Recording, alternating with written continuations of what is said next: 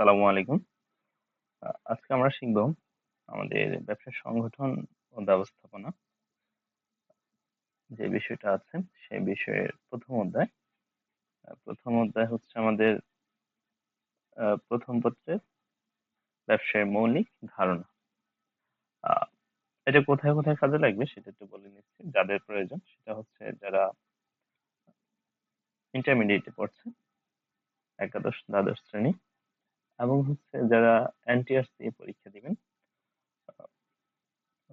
যেমন শিক্ষক নিবন্ধন পরীক্ষা, তাদের জন্য সবচেয়ে বেশি গুরুত্বপূর্ণ। যেহেতু শিক্ষক নিবন্ধন পরীক্ষায় এখন পরীক্ষা হবে হচ্ছে 200 মার্কসের, সেই ক্ষেত্রে 100 হবে জেনারেল আর 100 হবে সাবজেক্টিভ। তাহলে সাবজেক্টিভের ক্ষেত্রে আমার এই ব্যবসার সংগঠন ও ব্যবস্থাপনা একটা বিষয় আছে, সেই বিষয়ের উপর আপনাদের পরীক্ষা হবে।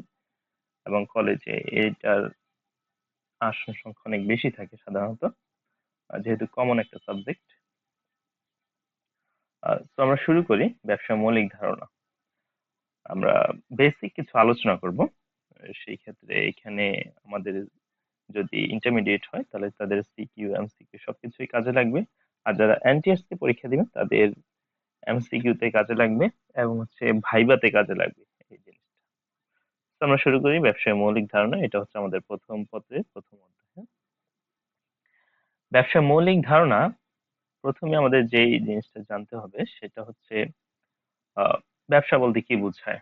এই যে এখানে দেওয়া আছে, ব্যবসা হলো এমন একটি অর্থনৈতিক কার্যক্রম যেখানে পণ্য বা সেবা উৎপাদন, বিনিময় এবং ক্রয় বিক্রয়ের মাধ্যমে লাভ অর্জন করা হয়। এটা এইভাবেও বলা যেতে পারে, মুনাফা অর্জনের উদ্দেশ্যে কোনো বৈধ অর্থনৈতিক কার্যক্রমের সমষ্টিকে আমরা কি বলতে পারি? ব্যবসা বলতে পারি।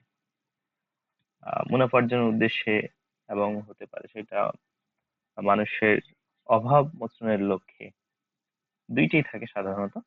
তো মানুষের অভাব মোচনের লক্ষ্যে এবং মুনাফা অর্জনের উদ্দেশ্যে পণ্য ও সেবা সামগ্রীর, এই যে এখানে আছে উৎপাদন, বন্টন, এই বন্টনটা হচ্ছে বিনিময়, উৎপাদন, বন্টন ও বন্টন সহায়ক যাবতীয় বৈধ অর্থনৈতিক কার্যাবলী সমষ্টিকে আমরা কি বলতে পারি? ব্যবসা বলতে পারি। তাহলে এটা ছিল আমাদের ব্যবসার সংজ্ঞা। এরপর আমাদের যেটা জানা উচিত সেটা হচ্ছে আমাদের ব্যবসার বৈশিষ্ট্য, খুব গুরুত্বপূর্ণ জায়গা ফর সিকিউ ইন্টারমিডিয়েট এবং আমার এমসিকিউ ফর এনটিআরসিএম। ব্যবসার বৈশিষ্ট্য, এমন কিছু কিছু ক্যারেক্টারিস্টিক্স আছে যেগুলো আমাদের ব্যবসার জন্য খুবই ইম্পর্টেন্ট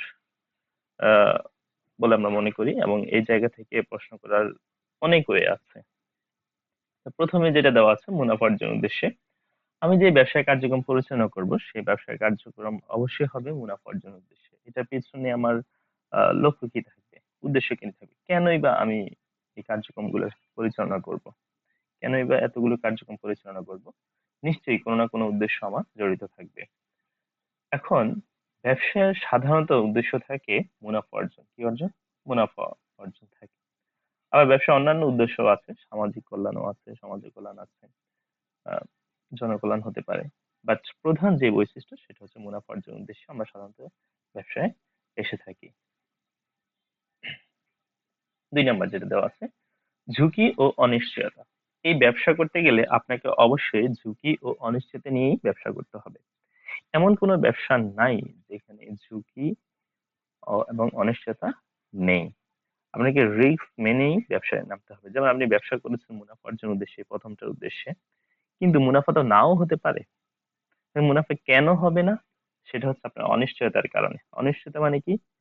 ভবিষ্যৎ আমরা জানি না, ভবিষ্যতে কোনো কিছু অনাকাঙ্ক্ষিত হওয়ার সম্ভাবনাকে আমরা অনিশ্চয়তা বলি, আর অনিশ্চয়তা থেকে ক্ষতি হওয়ার সম্ভাবনাকে আমরা ঝুঁকি বলে থাকি। তো যে কোনো ব্যবসায় আসলে মুনাফা অর্জনের উদ্দেশ্যে আসে, কিন্তু মুনাফা তো নাও হতে পারে। তাহলে সেই মুনাফা না হওয়ার সম্ভাবনাটাই সাধারণত আমরা ঝুঁকি হিসেবে আইডেন্টিফাই করে থাকি। 3 নম্বর, লেনদেনের পৌনঃপুনিকতা। এই জিনিসটা কি? খুব গুরুত্বপূর্ণ একটা শব্দ, পৌনঃপুনিকতা। রিপিটেশন মানে হচ্ছে আপনার অনেক বারবার ঘটবে। কি বারবার ঘটবে? সেটা হচ্ছে লেনদেন।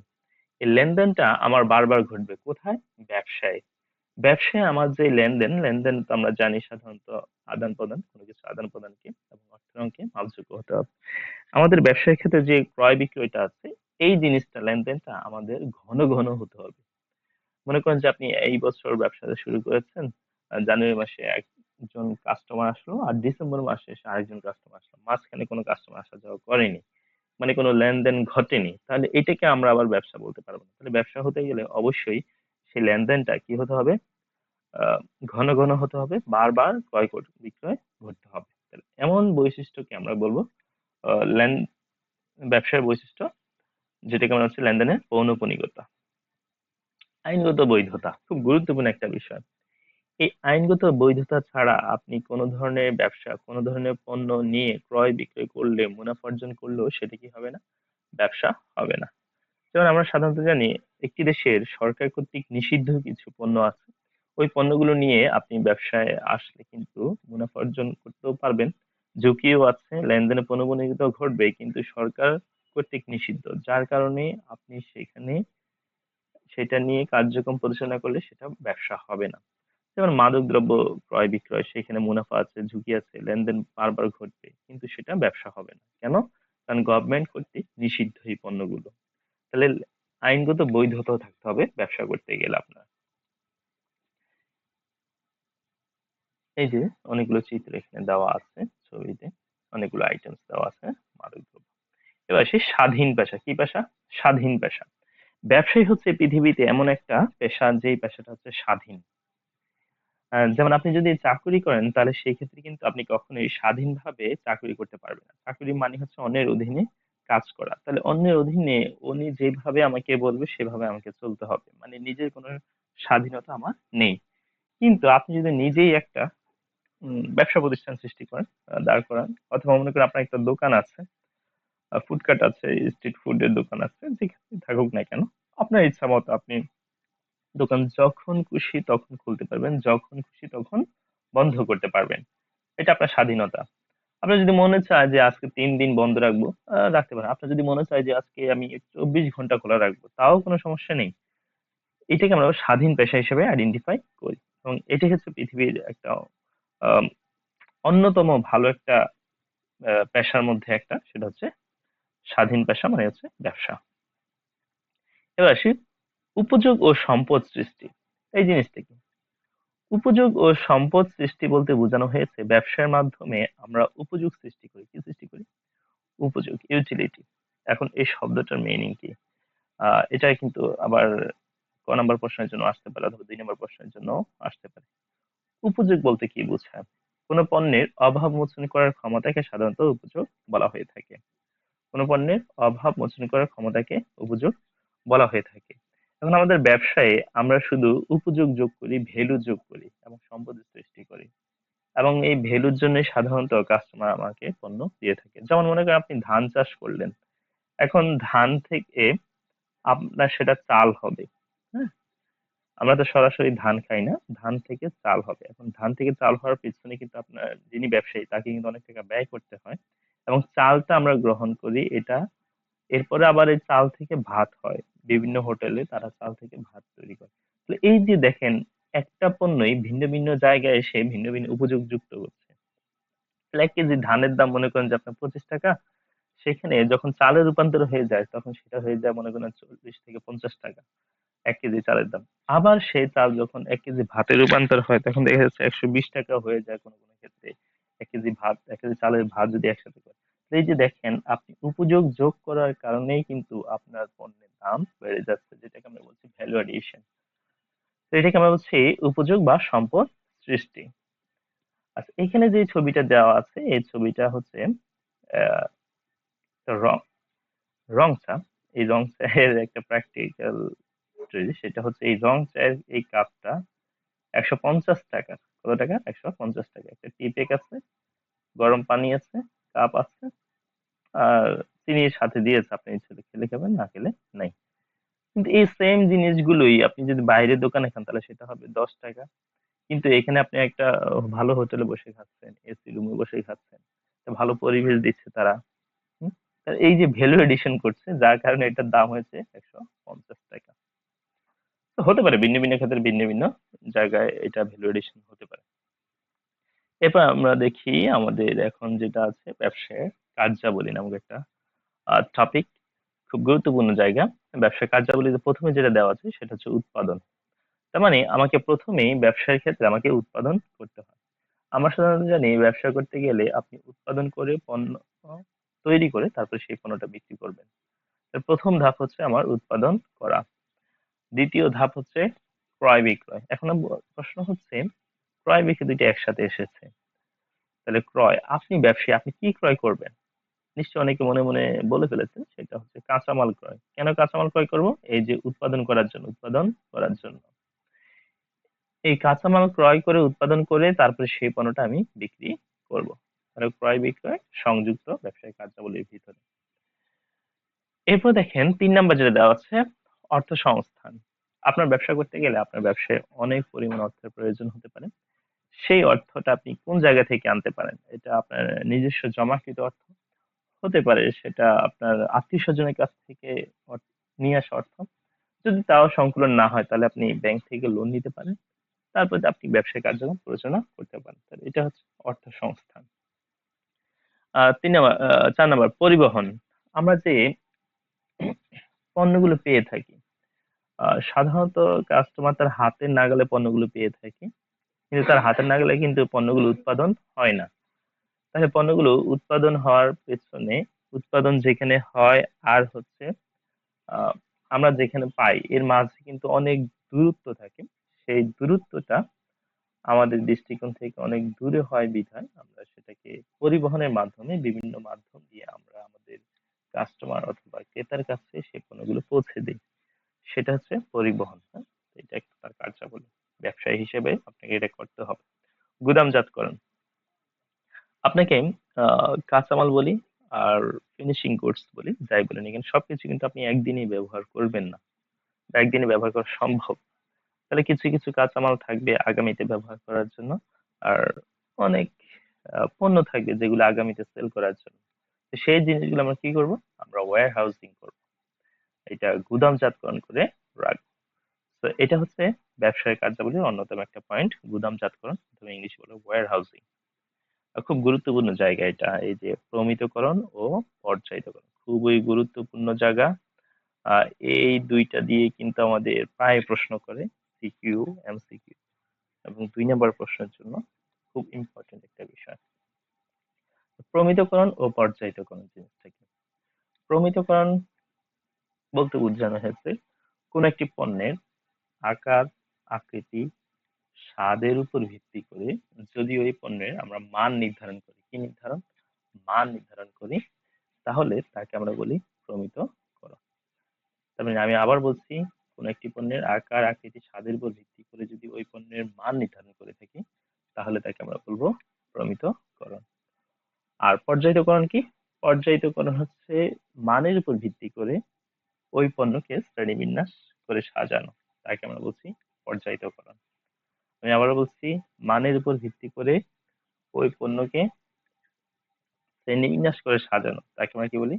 পর্যায়িতকরণ।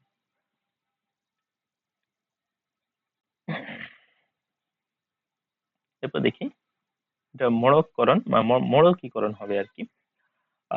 প্যাকেজিং বলে থাকি আর কি আমরা। একটা পণ্য আসলে প্যাকেটটা খুব গুরুত্বপূর্ণ একটা বিষয়। প্যাকেট করি আমরা অনেকগুলো কারণ আছে এর পেছনে, যেমন প্যাকেজিং করে থাকি পণ্যটা বহনের সুবিধার্থে, প্যাকেজিংটা করে থাকি পণ্যের মান বজায় রাখার জন্য, প্যাকেজিংটা করে থাকি আমরা পণ্যটা যেন পচে না যায়, প্যাকেজিংটা করে থাকি আমরা পণ্য সম্পর্কে তথ্য দেওয়ার জন্য। তাহলে এই প্যাকেজিং এ অনেক গুরুত্ব আছে, এজ এ বিজনেসম্যান হিসেবে আপনাকে এটা সম্পর্কে জানতে হবে। এই যে আমরা এখানে যেগুলো দেখতে পাচ্ছি, এই যে মনে করেন বিভিন্ন ফলের গায়ে বিভিন্ন ধরনের প্যাকেট তারা দিয়েছে, তাহলে এগুলো দেওয়ার মাধ্যমে দিয়ে কিন্তু এই ফলগুলোর যে গুণগত মান রক্ষা করা, তারা এটা করতে পারে, মানে কাস্টমার পর্যন্ত পৌঁছে দেওয়া পর্যন্ত এটা রক্ষা করতে পারি আমরা। তো এটা ছিল আমাদের ব্যবসায় কার্যাবলীর ভিতরে প্যাকেজিং বা মণকীকরণ। খুব গুরুত্বপূর্ণ বাজারজাতকরণ, প্রসার, মার্কেটিং, প্রমোশন, এই ব্যবসায় কার্যাবলী লাস্ট একটা কাজ। আহ, এই জায়গাতে ইম্পর্টেন্ট, এটা খুব ইম্পর্টেন্ট একটা বিষয় পরীক্ষায় আসার মতো। সেটা হচ্ছে আমি যে এই যে এতগুলো কাজ করেছি, আমি ব্যবসায় পণ্য উৎপাদন করেছি, এবং কি পণ্য উৎপাদন করেছি, কতটুকু পণ্য উৎপাদন করেছি, কার জন্য উৎপাদন করেছি, এই পণ্যটা দেখতে কেমন, খেতে কেমন, এমন সবকিছুই আমরা আহ, জানবো কিভাবে? কাস্টমার এটা কিভাবে জানবে আমার এই পণ্য সম্পর্কে? পণ্য সম্পর্কে কিভাবে তাকে তথ্য দেওয়া যায়? এখন যতক্ষণ পর্যন্ত সে আমার পণ্য সম্পর্কে জানবে না, ততক্ষণ পর্যন্ত আসলে সে আমার পণ্যটা কিনবে না, অথবা আমার পণ্যটা বেশি বেচাকেনা হবে না। তাই আমার কাজ হচ্ছে আমার পণ্য সম্পর্কে তথ্য কাস্টমারকে পৌঁছে দেওয়া। তো পৌঁছে দেওয়ার জন্য আমাকে অনেক মাধ্যম আছে বর্তমানে। আপনি বিভিন্ন ধরনের প্রচার প্রচারণা, বিজ্ঞাপন, ব্যক্তি বিক্রয় এই ধরনের কার্যক্রমগুলো আপনি পরিচালনা করে আপনার ব্যবসা কার্যক্রম পরিচালনা করুন। ফেসবুক, টুইটার, ইনস্টাগ্রাম, আপনি ইউটিউব, যেখানে পারেন সেখানে নিউজ পেপার বিজ্ঞাপন দিবেন, প্রচারণা চালাবেন, প্রসার করবেন। তাহলে আপনার পণ্য সম্পর্কে কাস্টমার অবহিত হবে এবং তারা সেই পণ্যগুলো ক্রয় করবে।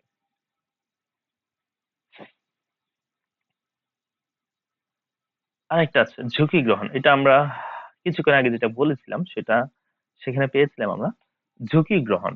আপনি ঝুঁকি ছাড়া কি ব্যবসা করতে পারবেন? কখনোই না। আপনি আগে অবশ্যই ঝুঁকি নিতে হবে। 5 লক্ষ টাকা নিয়ে ব্যবসায় নেমেছেন, আপনার লাভ হতেও পারে, নাও হতে পারে। এই যে না হওয়ার যে সম্ভাবনা, অনেকে তো এই ভয়ে পিছপা হয়ে যাবে, কিন্তু এই পিছপা হলে আপনি আর ব্যবসায় নামতে পারবেন না। আপনাকে অবশ্যই সেই রিস্কটা নিয়ে ব্যবসায় আসতে হবে, যাকে আমরা বলছি ঝুঁকি গ্রহণ।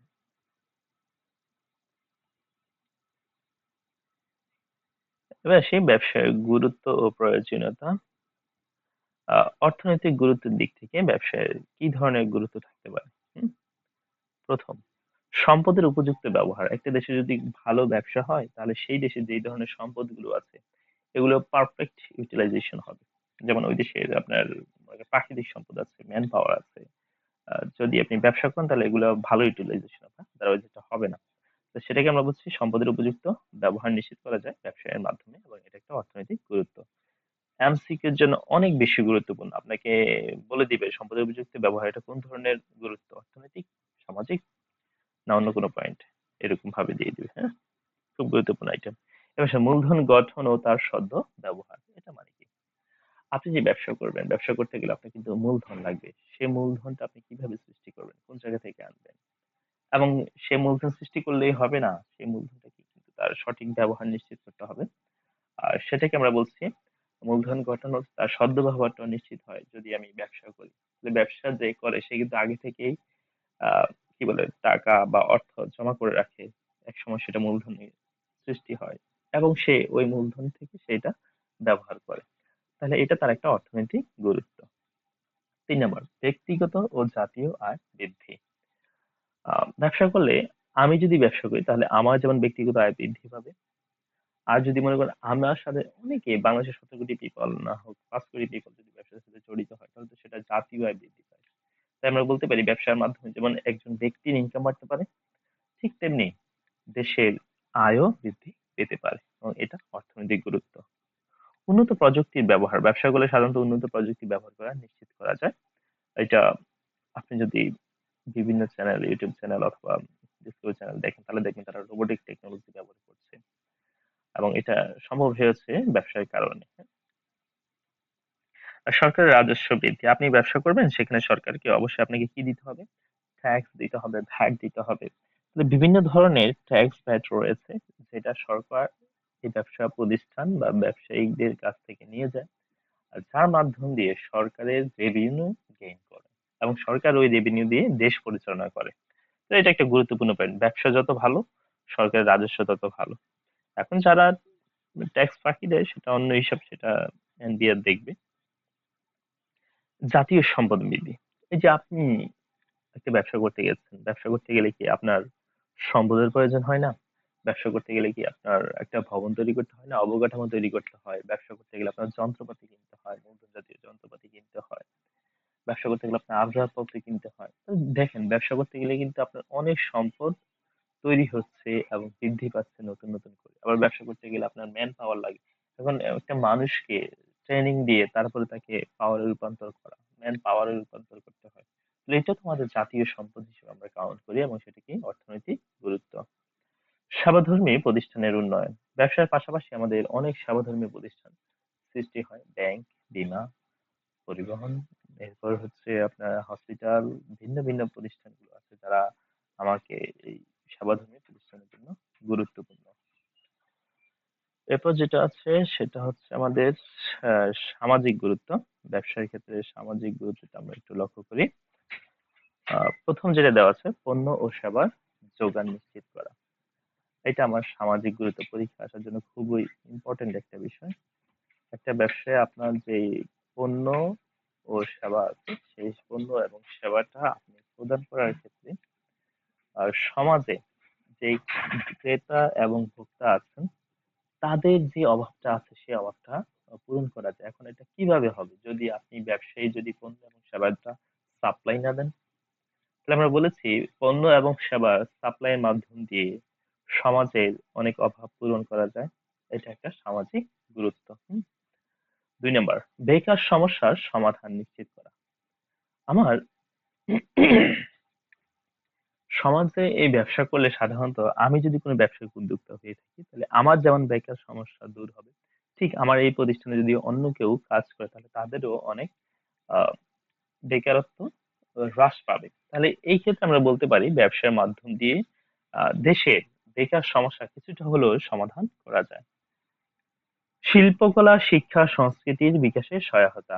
একটা দেশের আহ, শিল্পকলা শিক্ষা সংস্কৃতি বিকাশ মানে উন্নত হবে, প্রসার হবে কিসের মাধ্যমে? ব্যবসার মাধ্যমে। বাট হাউ, কিভাবে? যেমন দেখেন, আমরা যদি ইন্টারন্যাশনাল ভাবে ব্যবসা করি, দুই দেশের কোনো বড় ধরনের ব্যবসা করি দুইটি দেশের সাথে, তখন গভর্নমেন্ট পক্ষে এই পক্ষে ওই পক্ষ দুই পক্ষ থাকে, তখন দেখেন তাদের মাঝে যে ধরনের চুক্তি হয় ওই চুক্তির অনুষ্ঠানে মাঝে মাঝে দেখা যায় কিছু কিছু দুই দেশের সংস্কৃতি তারা সেখানে তুলে ধরে, দুই দেশের গান বাজনা নৃত্য তাদের সংস্কৃতি সেগুলো তুলে ধরে। এই যে সংস্কৃতি তুলে ধরার মাধ্যমে ক্রস কালচার হচ্ছে, একজন আরেকজন সম্পর্কে জানতে পারছে, এটাকে আমরা বলছি সামাজিক গুরুত্ব। ব্যবসা করলে শিল্পকলা শিক্ষা সংস্কৃতির বিকাশ ঘটবে। আর লাস্ট, সম্পর্কের উন্নয়ন। ব্যবসার মাধ্যমে আপনার যেহেতু দুইটি পক্ষ জড়িত থাকে বা একাধিক পক্ষ জড়িত থাকতে পারে, তো ব্যবসা করার মাধ্যম দিয়ে আপনার সম্পর্ক আপনার উন্নয়ন ঘটাতে পারে। হ্যাঁ, মনে করেন আমাদের রাজনৈতিক ভাবে অনেক দেশের সাথে আমাদের সম্পর্ক খারাপ আছে, এবং সেই ক্ষেত্রে তাদের সাথে সম্পর্ক ভালো করতে পারবো যদি আমি কি করতে পারি, আমি তাদের সাথে ব্যবসায় কার্যক্রম লিপ্ত হতে পারি, তাহলে আমার মনে হয় সেখানে তাদের সাথে আমার সম্পর্কের উন্নয়ন ঘটবে।